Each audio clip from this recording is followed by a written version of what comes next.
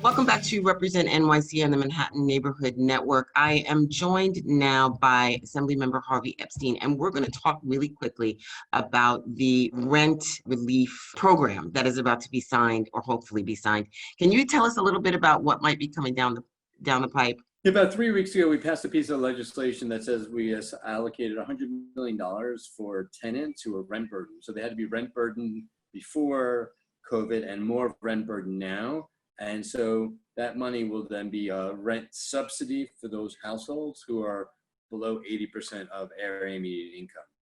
And the goal is to ensure that those families are getting the rent support they need so they can pay their rent to their landlords. As we know, on June 20th, this eviction moratorium ends. It could extend to August 25th for those cases that can prove their COVID-related rent arrears. But those families that are, potentially 50,000 New Yorkers can be subject to an eviction starting next week on June 20th.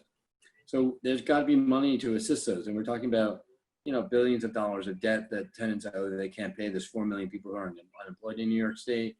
So this is a way just to give something back to some of those tenants. Unfortunately, it's a very narrow bill. I wanted $500 million. I wanted to ensure it went to everyone. I think we need to not just focus on people who were rent burdened before, but anyone who's rent burdened now.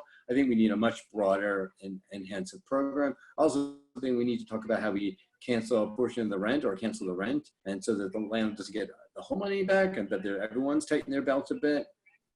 But at this point, that bill has not been signed by the governor. Right. So that money's only from March until July. So there's not a lot of window left for, if he is going to sign it, for us to be able to move forward. What can we do?